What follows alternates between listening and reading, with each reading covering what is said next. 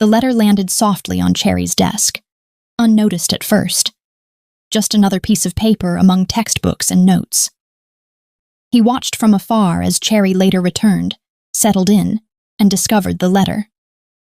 Her brows knitted as she read. Confusion turned to irritation. She called her friends, and soon the paper became the center of whispered guesses and playful accusations. From his corner, John absorbed every reaction. Each frown cut deeper than words ever could. Days passed. One afternoon, Cherry stood alone in the corridor.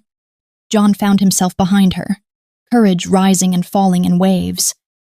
He hesitated, gathered himself, then stepped forward, only to be overtaken by another boy from a different class who reached her first.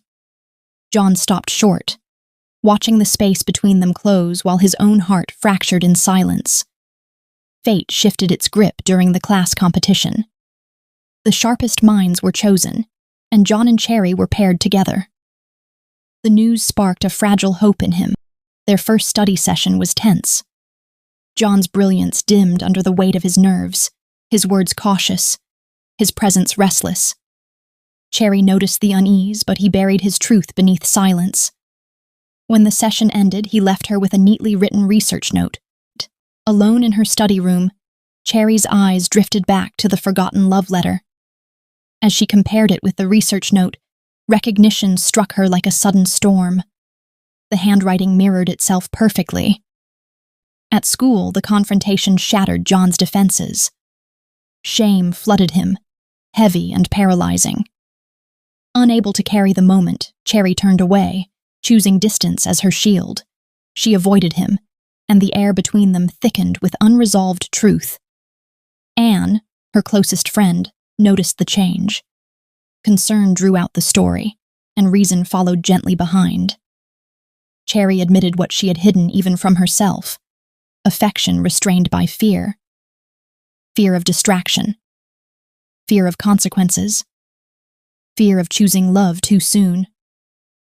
Anne's counsel was simple and steady. Affection did not have to be a prison. After school one day, Cherry waited. John arrived with an apology ready, but she stopped him before it could fall apart in his mouth. What followed was not hesitation, but surrender. Feelings met feelings, and the quiet love that had struggled to breathe finally found air. From that moment, their hearts walked side by side. Exams passed, and with them the innocence of restraint.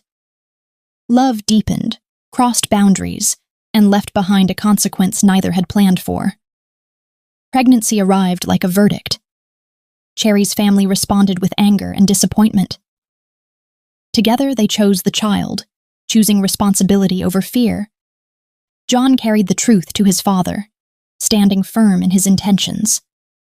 Families met, agreements were made, and though acceptance came slowly, support followed. Cherry was not abandoned. She was held up until new life entered the world. Years rolled on. Distance stretched as John traveled abroad, chasing opportunity with the same determination that once fueled his studies. When he returned, success clung to him like a well-earned crown. His first journey was not to display wealth, but to return home. He drove straight to Cherry's house. Joy erupted at the sight of him, Cherry's smile radiant, their child wide-eyed and whole. Time dissolved in that reunion, all the waiting justified in a single moment. Marriage followed, not as a rescue, but as a fulfillment.